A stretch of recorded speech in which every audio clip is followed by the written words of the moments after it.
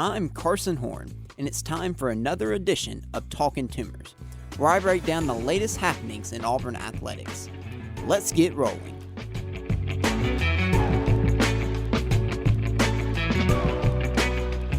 It's not something many of us have. It's something that all of us should get better at, but it's not something any of us really want to work on. How does that relate to Auburn athletics? Well, I think you know, but if you don't, we're going to dive into all of that on today's episode of Talkin' Tumors. I am Carson Horn. Man, we have got a lot to talk about on this episode. Auburn basketball's up and running. Auburn football, what a week. When I'm recording this now on this Sunday afternoon, it's been a week since Hugh Freeze was fired. Auburn played its first game under interim head coach DJ Durkin. We've got all of that to talk about. We've got to talk about the coaching search.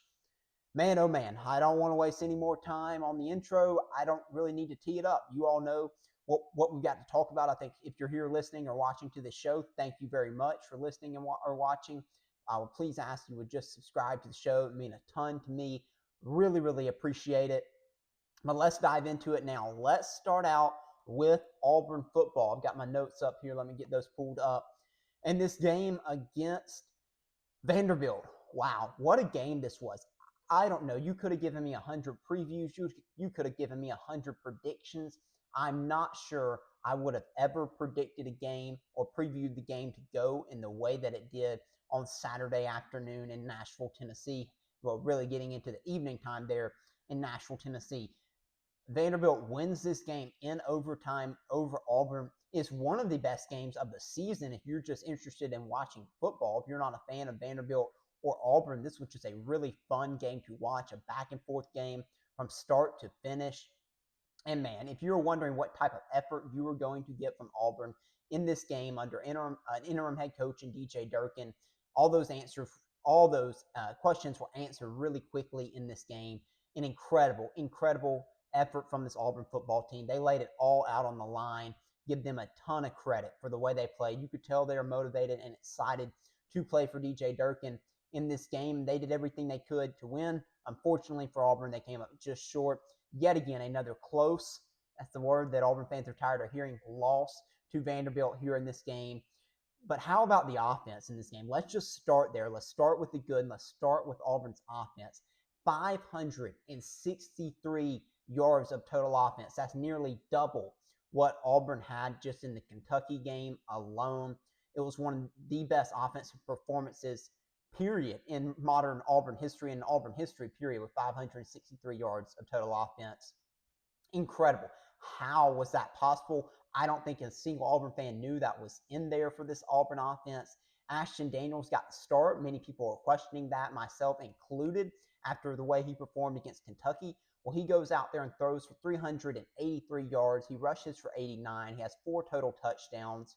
You had Eric Singleton and Cam Coleman that Auburn fans have been clamoring for all year to get more touches, and in this game they did exactly that. Eric Singleton had 11 receptions for 102 yards. Cam Coleman had 10 receptions for 143 yards. Of course, he had the incredible catches, highlight reel catches in this game. Hats off to Derek Nix and this offensive staff for this game plan. They said the game plan was simple. It was get it to your playmakers, and Auburn did exactly that. Jeremiah Cobb had over 100 yards rushing again in this game too, just to mention him. Auburn focused on getting the ball to Cam Coleman, getting the ball to Eric Singleton, and running the football, trying to hit explosive plays. It was a game plan that really should have been quite simple to do all year. This really should have been the game plan. For whatever reason, it wasn't for Auburn, but Derek Nix and this offensive staff, along with whoever else was involved, hat tip to them. I thought Derek Nix did a really solid job in his first time calling plays, or at least calling all the plays for Auburn in this game. So hat tip to him and this offensive staff. And I just want to say, I don't believe in beating a dead horse. Hugh Freeze is fired. I get that. But genuinely, I have to ask, what in the world was Hugh Freeze doing? How? How was this possible? And yet you could not tap into it. Completely baffling. I've seen tweets out there from plenty of people who have put it better than me. I've seen it called malpractice. I've seen it called war crimes. I've seen people say that Auburn should take Hugh Freeze to court and sue him instead of vice versa. he should have to pay Auburn money instead of Auburn having to pay him money. All of those things I agree with. Complete and utterly ridiculous that this was possible from Auburn's offense, and yet Hugh Freeze could not get it out of this team. I mean, just it was angering, really, to watch this Auburn offense yesterday and to think, are you serious right now? Like, this was in there all year, and yet Auburn couldn't hardly even get a first down against Kentucky. You couldn't score more than 3 points against Kentucky. You couldn't find a way to score more points against Oklahoma, against Texas A&M, against Missouri. It was angering to watch, and quite frankly, it justified, if there needed to be any more justification, that the right move was made by John Cohen last week to move on from Hugh Freeze. Unacceptable that this was in there, and yet Hugh Freeze was not able to tap into it. So I don't want to spend too much time on him at this point. It's over with. I get it. But man, that was tough to watch, and then to think back about everything that has occurred this season, just wondering, man, what would have happened if Auburn just had a competent offense, had an offense similar to this for the majority of the season. You're probably looking at a team with only 1 or 2 losses at this point, and a team that's in the college football playoff race. So yeah, it's gut-wrenching. It's sickening that we're in this position, that Auburn's in this position. I know it is for those players, that they saw that they were able to do that. They knew that they had that capability to perform like that. Look, it's not often that fans are right when they say, hey, I can call plays better than that guy. I can come up with a better offensive game plan than that guy. Because, yes, these coaches do know a lot more than we do as fans, or else we'd probably be in those roles. However, if you were to say, hey, I could have called plays and game plan better than Hugh Freeze this season, I'm just going to say I probably wouldn't argue with you too much. I'd probably let you have that one. Man, wow. What a performance by Auburn's offense in this game. Hat tip to them.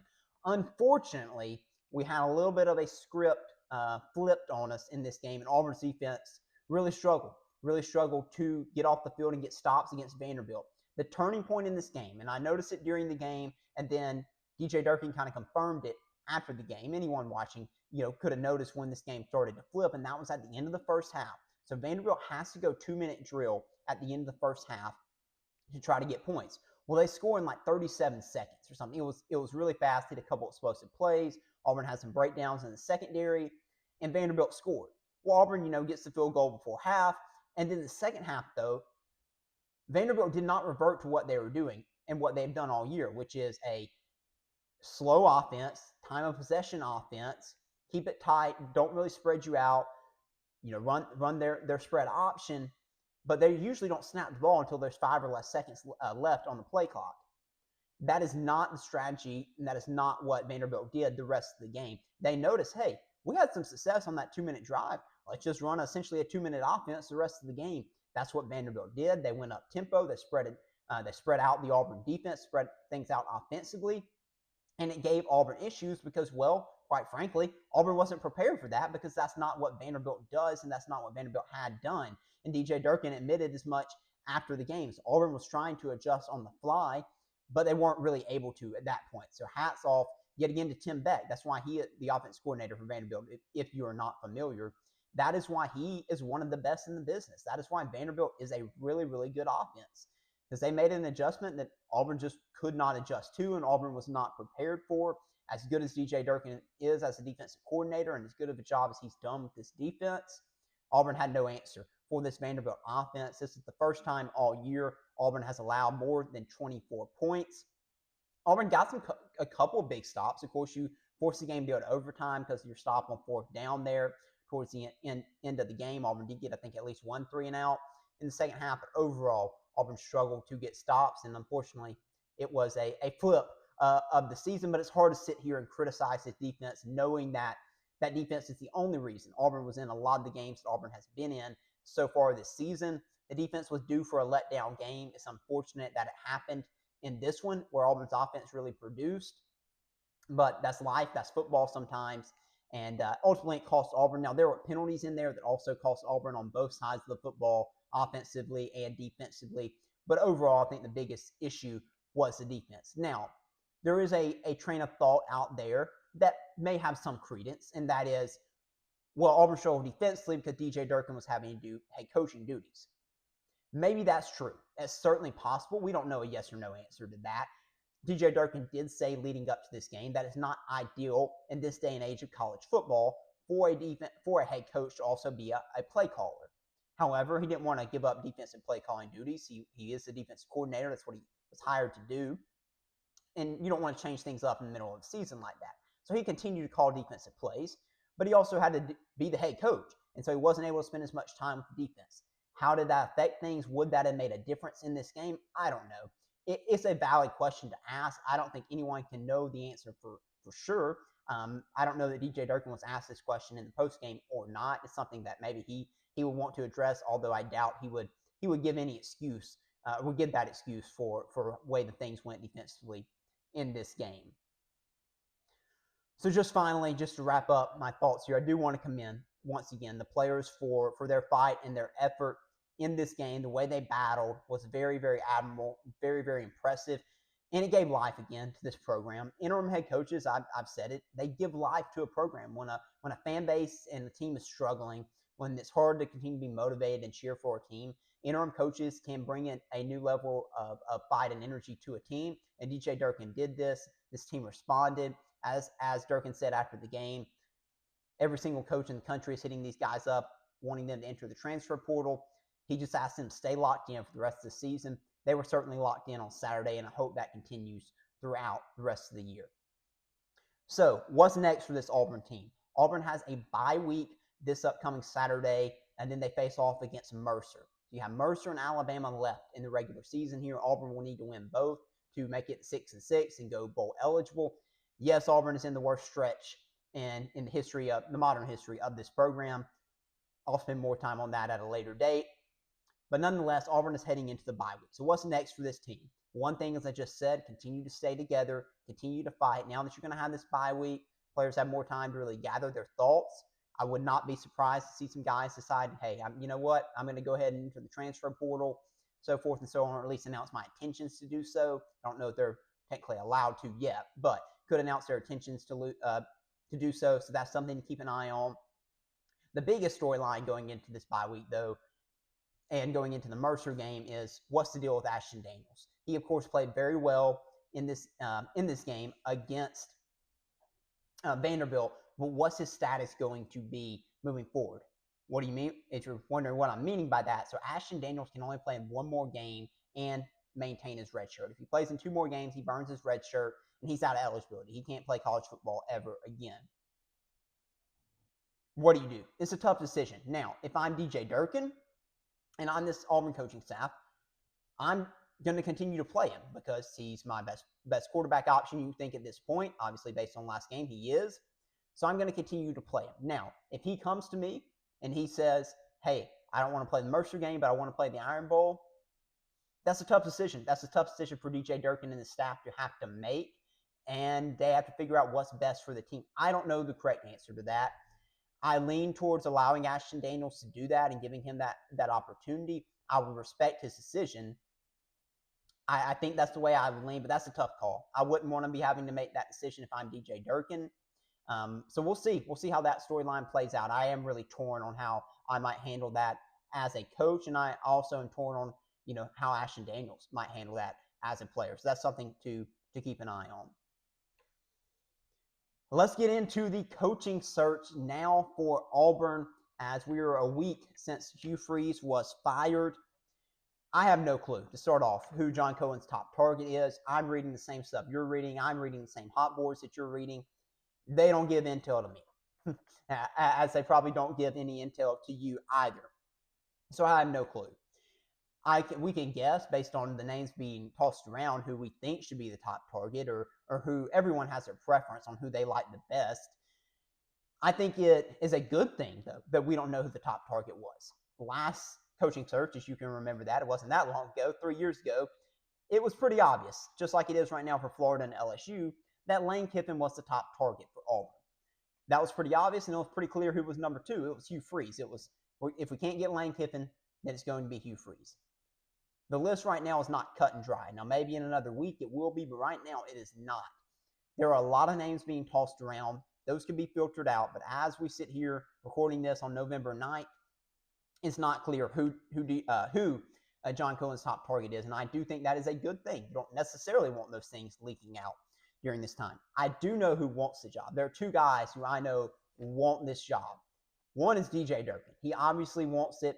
It's going to be a hot topic, a hot discussion on whether or not he deserves this job. He's done a great job as defense coordinator, and I think he did a solid job against Vanderbilt in his first game as interim head coach. There's no doubt that he wants this job. The second guy who obviously wants this job is John Sumrall. He's essentially been doing a media tour like he's selling a book or something over the past couple of weeks. He will be interested in other jobs besides Auburn, like LSU or Florida, if they had interest in him too. However, I think the job that makes the most sense for him is the Auburn job, and there's no doubt that he wants this job. So those two guys, I'm pretty certain, if they were offered the Auburn job, they're taking it in a heartbeat. And I think both guys could be successful as Auburn's head coach. A couple other guys on the list that are gaining some popularity, that are popular with fans, are Kenny Dillingham, Jeff Brom, and Brent Key. So I'll take it one by one, starting off with Kenny Dillingham.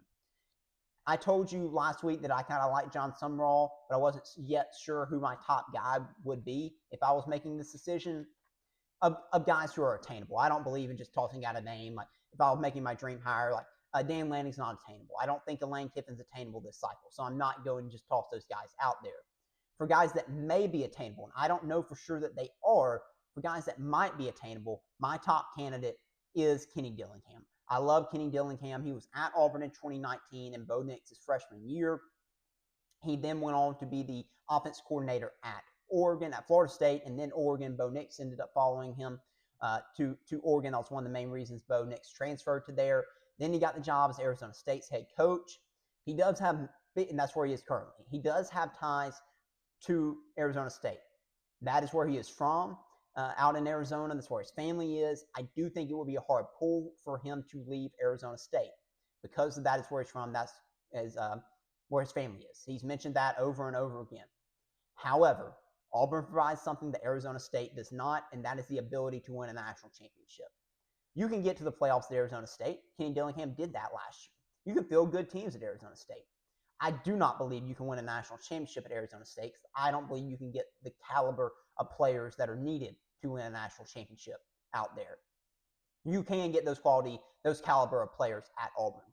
So is the pool of a chance of an opportunity to win a national championship strong enough to get him to leave home and to come back to Auburn, Alabama? Only he can answer that question. But if he's attainable, he would be my top target. I lean overall more towards wanting a CEO and a defensive-minded head coach because Auburn's been going through the cycle of offensive-minded head coaches. He's the exception, though, because I think he's really special, and I think he is one of the best coaches in college football. Another popular name is Brent Key. Probably, honestly, the most popular name for the Auburn fan base. He's the head coach at Georgia Tech, offensive line guy. He coached at Alabama, offensive line coach there under Nick Saban. Old school, tough. I like him a lot. I don't see him leaving. I don't see him leaving Georgia Tech, so I'm not going to spend too much time on that. If it does seem like there's a chance that could change, then, of course, we'll talk more about that. But right now, I really think that one's fairly unlikely. The next one is Jeff Brom. Now, Jeff Brom just got upset by Brian Harsin in California on Saturday night, but Jeff Brom also has beaten Miami. He's one of the best big game coaches in the country. He does typically have some games that he loses each year that make you scratch your head, like the one against Cal this past Saturday.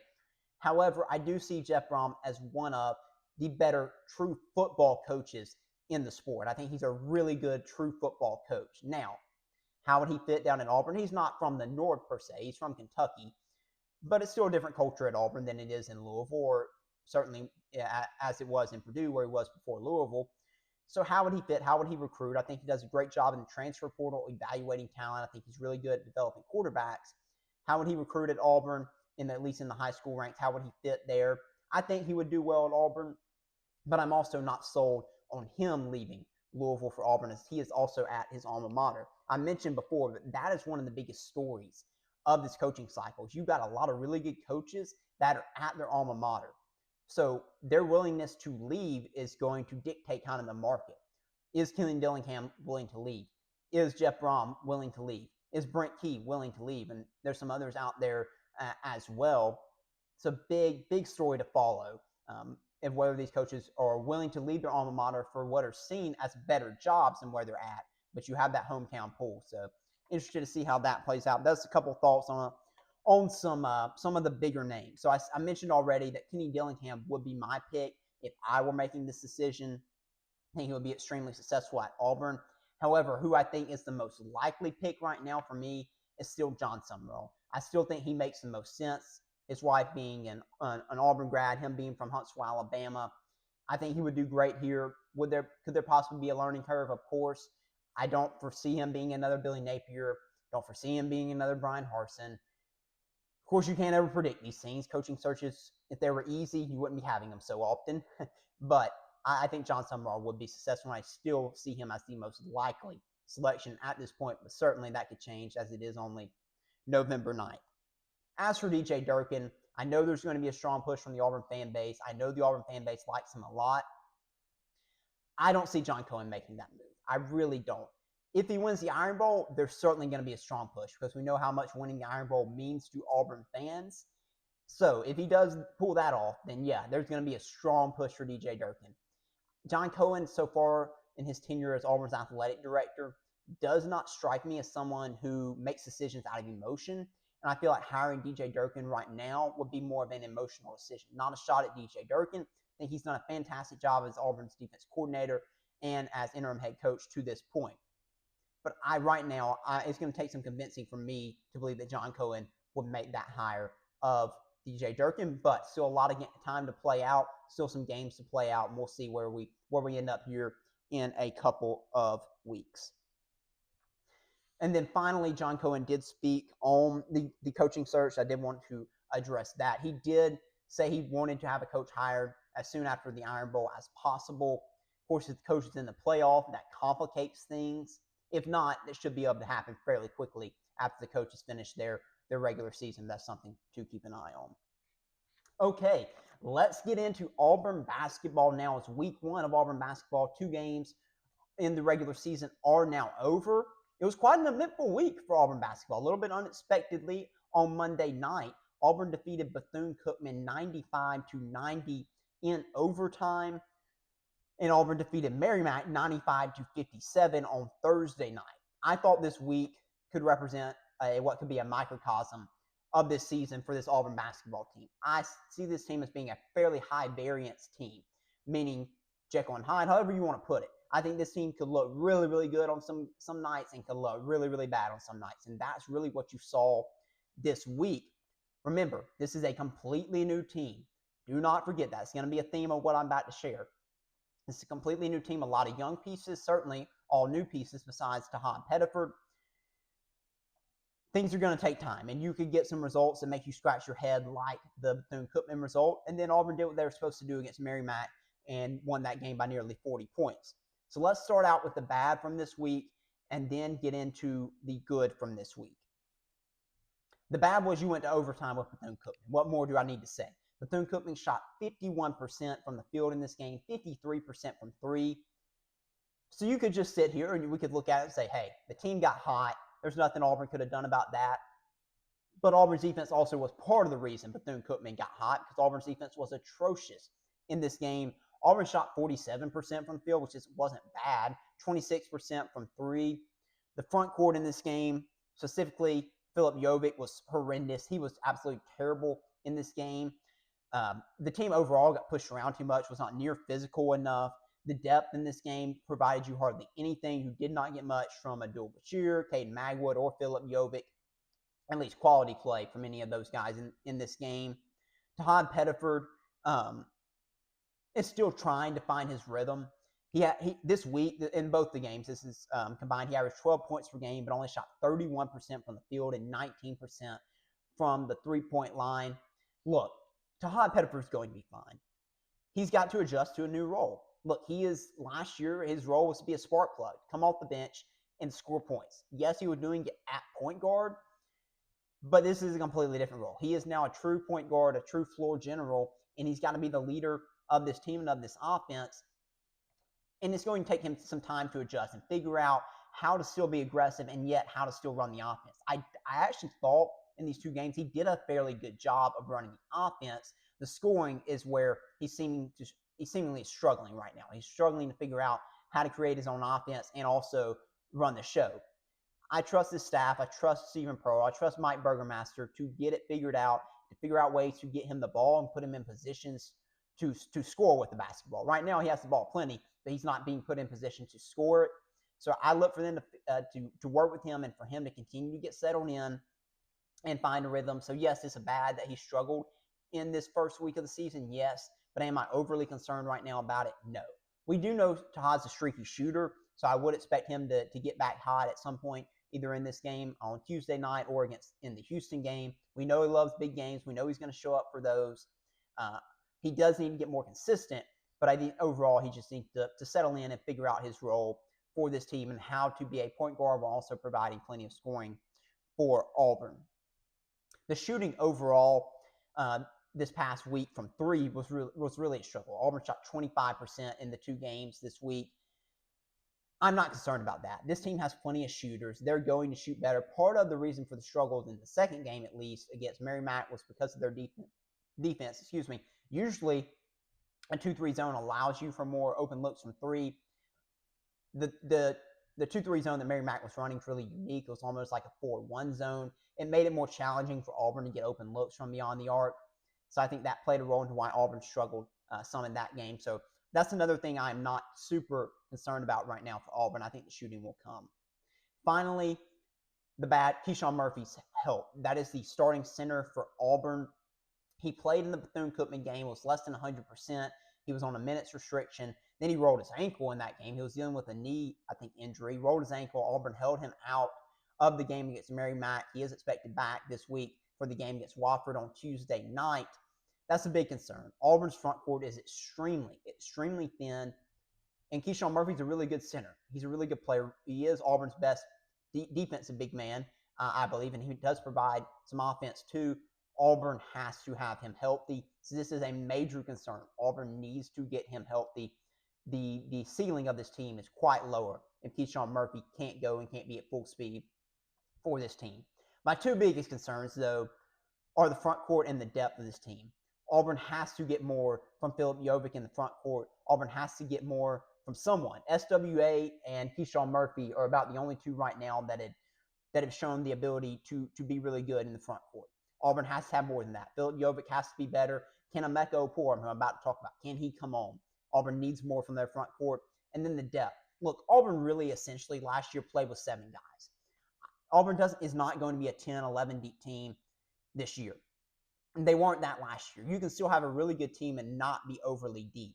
But you've got to have more than 6 guys you can rely on. And right now, Auburn only has 6 guys that they can truly rely on. That's Keyshawn Murphy. That's SWA. That's Elijah Freeman. That's Tahad Pettiford. That's Kevin Overton. Did I miss somebody? I think I did. But you catch my drift there. The team overall is thin. It is very thin. Yes, Auburn has about 10 guys that are playing, but you're not getting quality minutes from those guys. So somebody from the group of Philip Jovic, Abdul Bashir, Caden Magwood, somebody in that 3 or multiple have to step up and have to be able to provide more quality minutes for this Auburn team. Auburn has to be deeper than 6 deep, even if it's just getting to 7.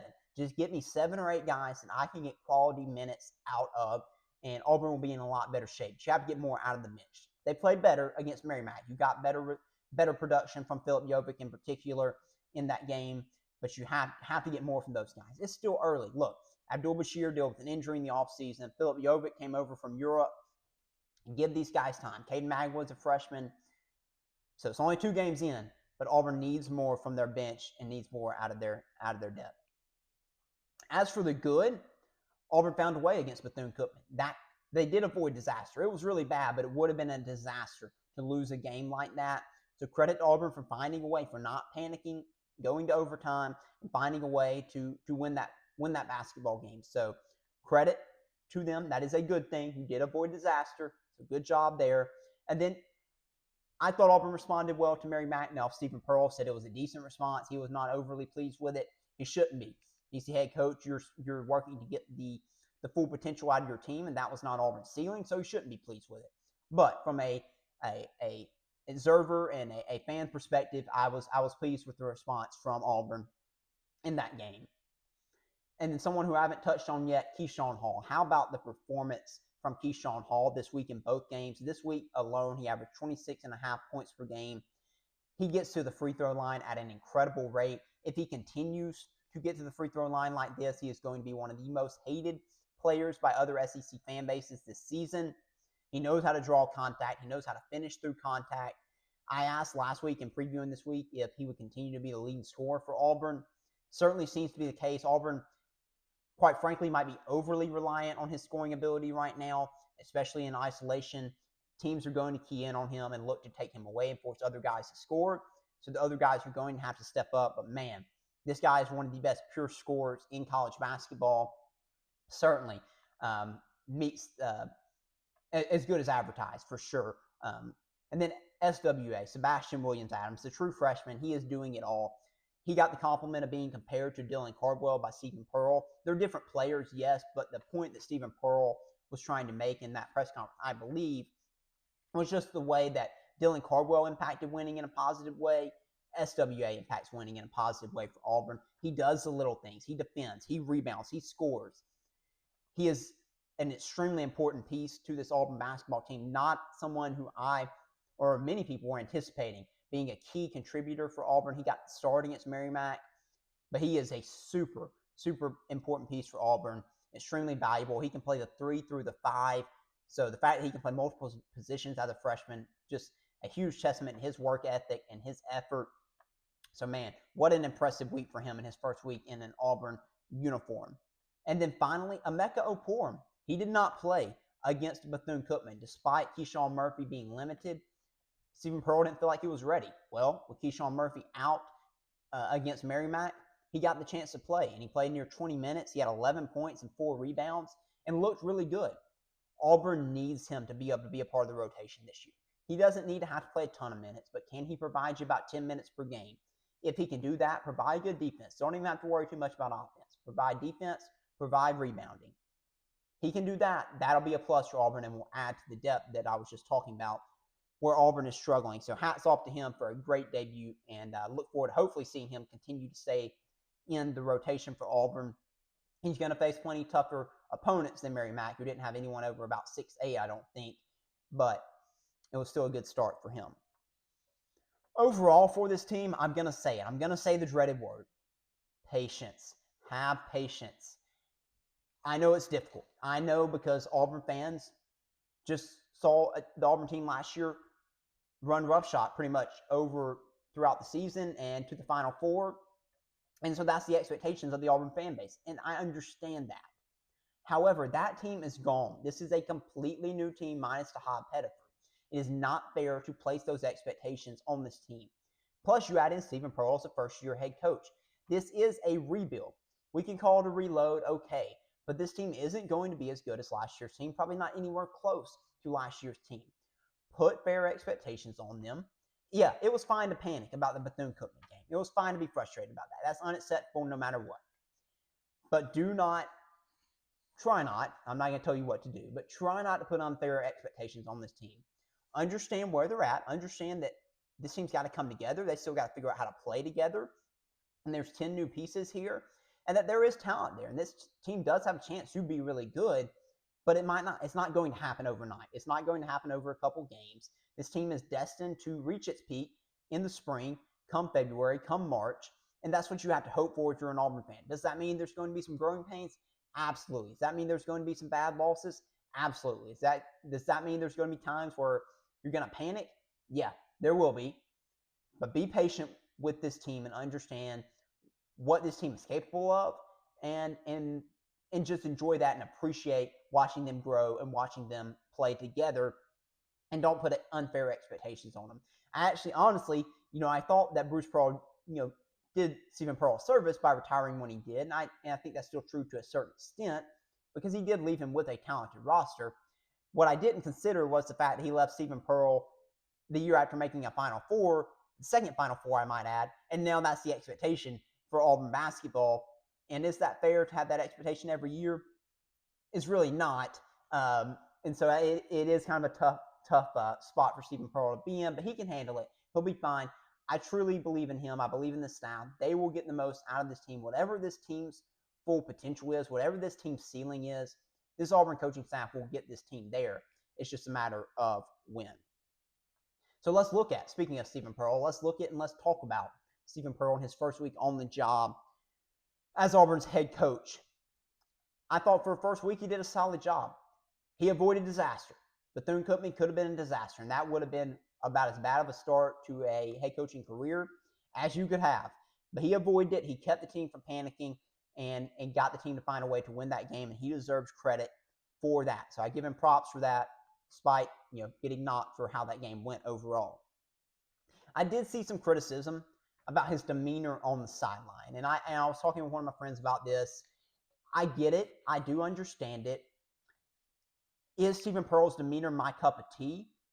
No, it's not. If you don't know what I'm referring to, guess I should say that first. Stephen Pearl often has his arms crossed. He often seems frustrated. His resting face, honestly, is more as a frustrated looking face. He can't really help that. I have similar issues as well, so he can't help that. But he often looks tight. I'm not sure that he is, but that's the way this way it comes off at least. So there's been some people that have criticized that and criticized him for being whiny and so forth and so on. I get it. I do understand it. And again, if I was in his shoes, it's not my cup of tea. It's not probably how I would act on the sideline. However, each person has their own personality. Stephen Pearl is not his father. He's not going to have the same demeanor, the same personality that his dad did, and he doesn't need to try to. He needs to be himself. That doesn't mean he can't work to improve the way he's standing during games or the way that he behaves necessarily throughout a game. You can always work to improve that, but he also has to be himself. And look, at the end of the day, if he wins, no one's going to fuss. And if Auburn loses games, which they will, and if Auburn gets whooped in games, you're going to hear this conversation more. I don't think it's a conversation worth focusing on too much, as long, with the caveat, as long as it is not affecting the players and they are not negatively responding to it. So there is an issue where, if there is an issue, and right now I don't see it, if they're looking at his body language on the sideline and they're getting a negative energy vibe off of that and it's affecting them and it's getting them down, then yeah, then that's an issue. Right now, it doesn't seem like it's an issue. So if it is, we'll take up this conversation again. But for now, this isn't something I'm overly concerned about. Do I love it? No. But it's not something I'm going to harp on or worry about too much. But I had seen some conversation about that, so I did want to address it. All right, so what does Auburn have in store for the second week of the season? Auburn will host Wofford on Tuesday night at home inside Neville Arena. Wofford was a 15 seed last year in the NCAA tournament. So this will be a bigger challenge than Merrimack. Still a game Auburn should win comfortably. But don't take anything for granted. We noticed that after the Bethune-Cookman game. But then Auburn will get its first true test of the season, if you will, against Houston Sunday afternoon in Birmingham. It's a 2 o'clock tip-off. Really excited about this game. Last year, this was when Auburn announced their arrival. Auburn went to Houston and beat Houston. Houston at the time was the number 1 or number 2 ranked team in the country. Right now, Houston's the number 2 ranked team in the country. This time they're coming to Birmingham. This will be the first true litmus test of the season for this team, and they're likely going to get exposed. I don't expect this game to go well for Auburn. Based on what I think this team is right now and where I think this team is at right now, I don't think this is a good matchup for Auburn. Houston, we know, great defensive team, extremely physical. We know Auburn right now doesn't look to be a very good defensive team, doesn't look to be extremely physical. So when you think about that, it does not seem like it's going to be a favorable matchup for Auburn, but we'll see. We know Auburn has plenty of pieces offensively. Can they challenge this Houston defense early in the season and score at a high level against them? We'll see. That's why you want to play these games. You want to see where your team is at and figure out where you got to grow, where you have to improve. So I'm excited about this matchup. It could get ugly for Auburn. I'm not going to lie. It could. Auburn could certainly get really, really exposed here. We're going to find out a lot about this team, though, on Sunday, and that's why I'm looking forward to watching it. So, first off, though, Auburn cannot overlook Wofford. Certainly a look-ahead spot. Auburn has to take care of business on Tuesday night, and then they can worry about Houston. But make sure, if you didn't know that game was going on, it'll be on ESPN, I believe, next on Sunday afternoon at 2 o'clock. Well, that's going to wrap us up for today's show. I told you we had a lot to dive into on on today's episode. I really appreciate you listening or watching. Again, I ask you subscribe if you haven't already. We will have, I'm sure, another loaded show next week, even though Auburn football is on bye. We'll have plenty to discuss, I'm sure, with the Auburn coaching search and Auburn basketball. So we'll see you again next week with another episode of Talkin.